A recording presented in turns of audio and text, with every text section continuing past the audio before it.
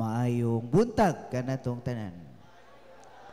Atong pakpakan ng atong Ginoo, atong gisaulog karon ang dako kayong kapistahan Divine Mercy Sunday.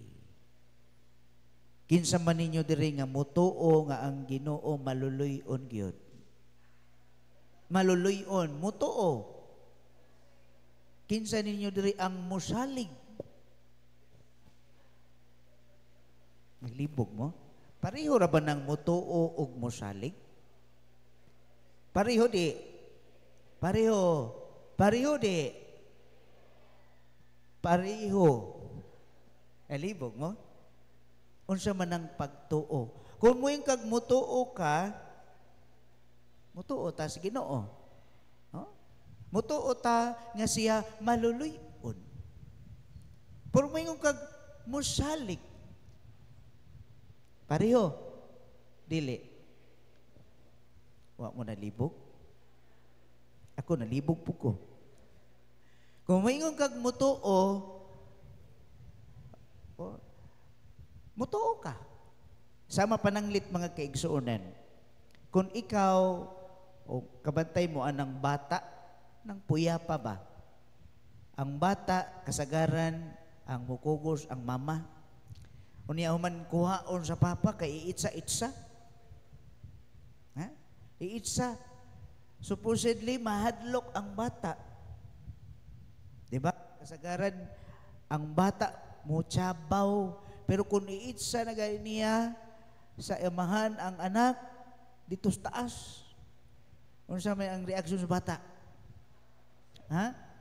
Muhilak. Uy, makahadlok na, uy, giitsa gug ka. Pero nasayod ka ang bata nga ang nag-itsa niya ang iyang amahan. Dili yun na sumuhilak, mukatawa na hinoon. Oh, kay naaman siya ay pagsalig. Bisan bata pa na ha? Wala pa na siya sa age of reason. Pero naa na instinct nga ni salig siya siyang amahan. Amok, perti na noong lingawan niya. Usa pananglit. Kung mayroon kag pagtuo, kung ikaw na ay anak nga bag-ong nagtuon og drive, mutuo ka nga kamao sa mo drive. Mutuo. Pero mayroon ka, muadto ko dito sa manyanggi ko sa tiyanggihan, magpa-drive ka niya, di. Moingon so ka nga time sa kay balo ko nga kamao ka mo drive pero ayaw lang gyud. Samot nang moadto dito sa lubas, bukid. Tinglisuras dan. O gahapon dito mi sa unsa ning pangan sa piyesta dito sa taas bukid, balikong kahoy. Nakaadto na mo ana. Sa pangan palangdaan, baliko na. No, ang kahoy puros baliko. Samot nang dalan. Abot mi dito, tungas, wala pa mi kasakatuan ni tiurok ditong sakyanan sa kilid. Kung Ginoo ko pa sa ilo, ami aning tanan ron. Saka pagyud, tuwa pagyud dito. Perting lisoda. Oh?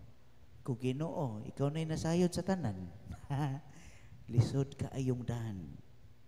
So, balik ta. Kung ikaw magpa-drive sa imong anak, tuo ka kay kamao man siyang drive pero og lisod ka ayo time sa di ko mo salig nimo. Pareho ang tuo og ang pagsalig di. Dili.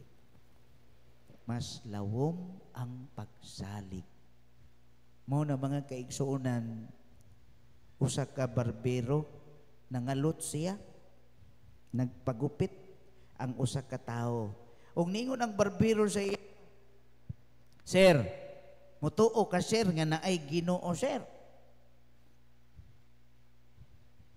Kung kamoy pangutanon, mutuo ay Ginoo. Ingon ang sir, time sa nganong nangutana man ka ana. Sa ako sir, kumutuo. Kay ngano man, kung naay Ginoo, wala untay mga taong nagkalisod-lisod. Wala untay tao nga nagkaproblema. Ngano man daghan kay tao nagsakit-sakit. Ngano man ang kalibutan gubot kaayo. Naaday Ginoo sir. Kakita kas Ginoo sir. Kamo sa itubag ninyo anak.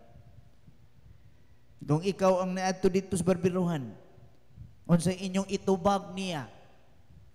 Unsa mamo nituo ni salig sa Ginoo. Inyong mga naong mura duha-duha. Ingon ang maong may tunggi nagpagupit gid sa nagilom-hilom ra siya. Unsa may ako itubag niyo disudaan ni pangutanahan niya how can I find proof nga naay Ginoo? Kamo sa inyo ikatubag. Lakaw siya pag magpagupit, lakaw siya. Sus gawas ni dito sa unahan naaman siya nakit-an ditong usa ka pulubi makililimos. Kabalo mo siya nakita niya. Basta pulubi gani unsay inyuhang makita anak. Kasagaran nagkamuritsing ang sanina kusit bulingon pero wa na pud siya'y dili way buhok. Taas kay isag buhok, ang pari mo ay way buhok. Taas na kay isag buhok, kay way gupit. Dito nakahuna siya. Ini wisdom gyud iyang gibira ang maong tao, iyang gida. Isod niya dito sa barbiruhan. Ingon siya, ikaw po dong wala po'y barbero. Uy, pagtanaw niya siya, ngano ko taong walay barbero? Nga bago manggit kang gigupitan. Tanawan ning akong gibit-bit nimo. Taas ka ayong buhok. Make sense? Unsay problema? Moingon ta, way barbero, kay wa man siya miduol sa barbero. Moingon tag, way Ginoo, kay wa man ta miduol sa Ginoo. How can we know that there is God kung kita mismo layo niya? Dili ang Ginoo nagpalayo ha, kita maoy may distansya niya. Unsay nakasuhat? Jesus, I trust in you. Sobra pa na sa tuo. Lain na, Jesus, I believe in you. Lain na, I trust in you. Magkinaon sa ikaw, yun akong gituuhan, gisaligan. Kusog kita mo ingon na, mag-ampog divine mercy. Dagang divine mercy, devotees diri o. Pero kung maingon kag salig, magkinaon sa siya gyud atong gisaligan. Sa atong ebanghelyo unsay nahitabo. Kapila ni ingon si Kristo ang kalinaw maanaa kaninyo. Kapila. Kinsay mo ingon kausa? Kaduha. Katulo. Kaupat. Wa man jud. Balik be bakang natulog mo. Kinsay mo ingon ninyo kausa? Wala. Kaduha. Kaduha. Taas kamot. Katulo. Wa man jud. Kamo ba dawat limpyo ra gyud mo. Kaupat. Maayo kay mo no, basahon na to balik. Katulo. Unya ninyo siya ang kalinaw manaka ninyo ni unsa pa jud ang gisulti. Iyang gitayhop. Gitayhopan sila. Maanaa ang kaninyo ang Espiritu Santo. Kanindot anak. Ang kalinaw iyang gipasalig nato. Kay nga naman, ang mga tinunan nangahadlok. Nahadlok, di ba? Kay si Kristo, gilansang sa krus, nanagan sila, gilansang maning atong Ginoo. Dagan ta, kay basig ilansang sa ta.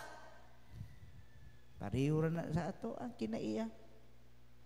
Puno sa problema, mo question din ta.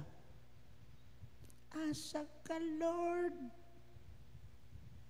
Ibiyaan mi ni mo, Lord.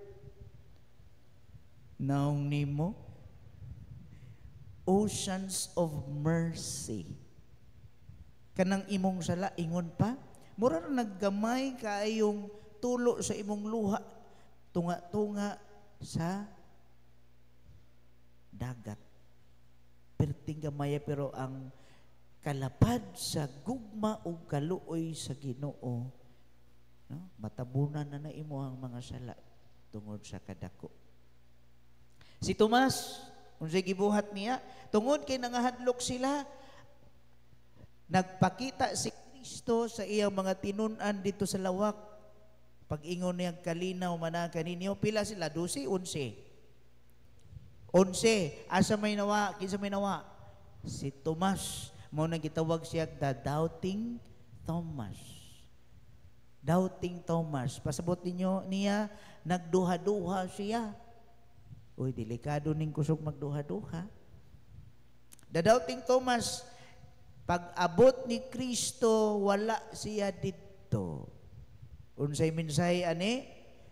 Usahay kining kahadlok na to, maoy magpalayo sa atong Ginoo. Usahay kining kahadlok na to, maunay magpatiwalag ka nato sa atong grupo. Di ba? Ay, muundang nako sa akong grupo karon nga grupo sa Divine Mercy. Mura magway klaro, muundang ko sa akong community, muundang na lang ko, mutiwalag ko. Uy, delikado na.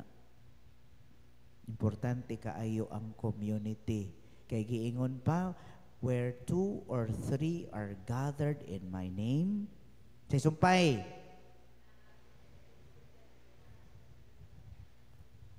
Dili. Bag-o na ron. Where 2 or 3 are gathered in my name, magtapok mo diha. Unsay sunod? Magtabi na sad. Imbis nga, there I am in your midst. Lahi man ron, magtabi man. So mga kaigsuunan, si Tomas, wala may tuo. Nung kang masulod na ko ang akong kamot, diya siyang kilid. Sa iyang kamot, nga natuod kong naay samad, nga nabanhaw siya. Pagkasunod si Mana, nagpakita balik si Kristo. Unsay giingon? Mao gihapon ang kalinaw. Pasabot, ayaw be occupied sa imong problema kay ang kalinaw maoy mo putos sa atong mga kabalaka. Kung musalig ta sa Dios, Jesus, I trust in you, ang kalinaw gyud maoy maghari sa atong kasing-kasing. So kung karon mangutanan ko nimo, naghan man jud kag problema ang bitbit ron? No, daghan kag gikabalak-an no. Unya nabalaka ka. Unsa may naputos imong una-una ron, kalinaw ba o kagubot? Kay kung wa dyan kay kalinaw, kuwang kagpag salig sa Dios. Kulang. Ano magandang pader? Tao, baya ta pader. Tao, bitaw ta. Pero we all are called to believe and trust in God. Mga bitaw nang nagpakita siya, mga bitaw nang nabanhaw siya. So mga kaigsuunan, sa laing bahay ni Tomas, primero, wala siya mituo, nagduha-duha siya.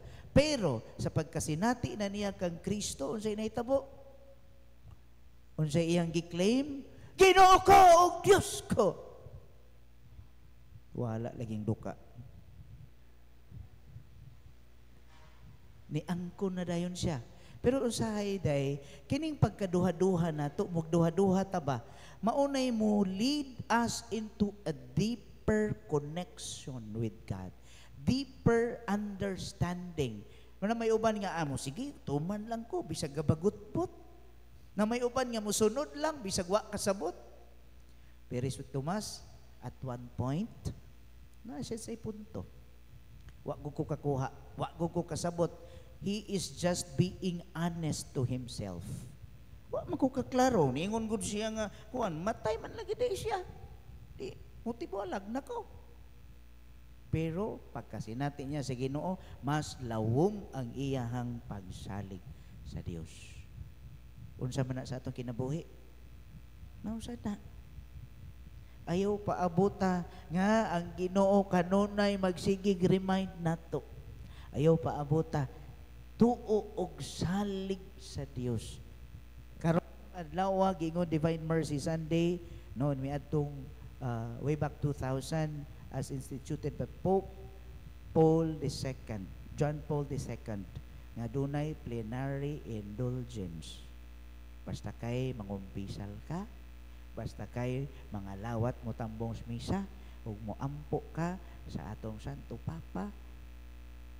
May Pope Francis rest in peace. Makaangkon kag plenary indulgence. Asa ka ana?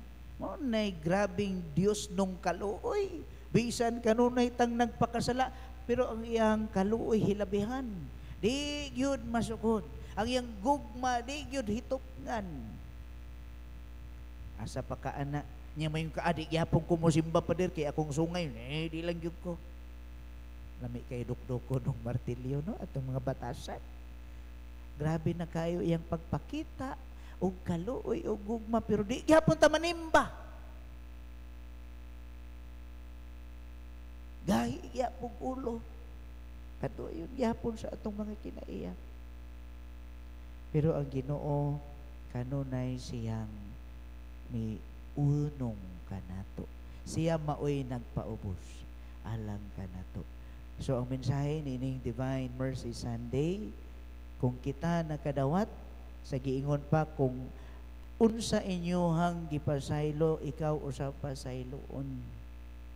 So kung unsa kaluoy nga imong nadawat, imo sad nang ihatag ang kaluoy ngadto sa uban. Dili ang imuhang pagkamaldita, dili ang imuhang pagkabati nga kinaiya, kundi gugma o kaluoy lang. Okay pa mo? Hinaut unta kining mensahe sa Ginoo alang kanatong tanan, kanunay natong pamalandungan, kanunay natong puy-an sa atong kinabuhi. Hinaut pa.